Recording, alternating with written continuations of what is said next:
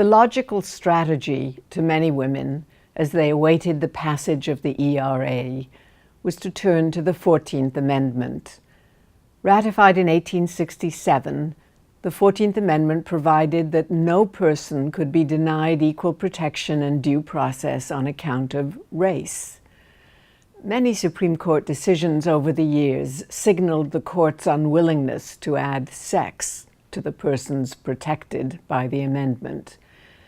But in the mid-60s, Title VII had opened the door to its inclusion.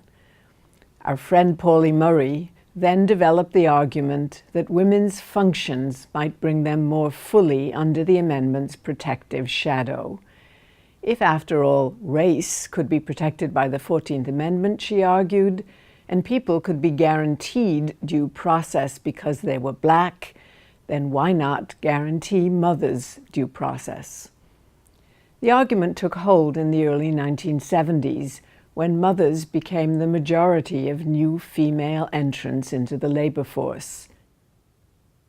If in 1950 the wage labor force included barely 1 in 10 mothers of children under school age, by 1970 it included 3 of every 10 such mothers. 5 years later, they were joined by 4 of every 10 mothers of children under the age of 5. Today, that figure has reached 60%.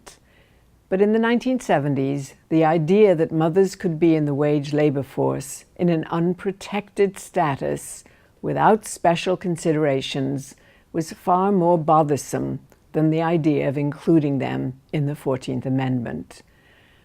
Copying strategies used by the civil rights movement to open jobs to minorities, feminists turned to affirmative action legislation. Executive orders and court decrees demanding and implementing affirmative action were used sporadically in the 60s in race-based agreements. John Fitzgerald Kennedy, for example, had issued a path-breaking order in 1961, urging federal contractors to take affirmative steps to correct racial disparities in their workforces. By 1969, such plans received the imprimatur of the courts, creating targets for hiring African Americans in trades where they were insufficiently represented.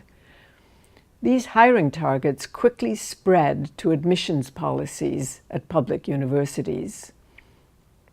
Beginning in the early 70s, women asked that sex be included in these affirmative action orders, in accordance with the Civil Rights Act of 1964. Mandating targets for women assumed that lack of female presence in some job categories signaled discrimination, itself a controversial assertion. Because they often applied to any institution or hiring place that received federal money, affirmative action mandates quickly moved women forward. They opened professional schools and elite colleges to women, and over the heated objections of many trade unions, they opened jobs in male trades as well. Virtually no women had been licensed plumbers in 1970.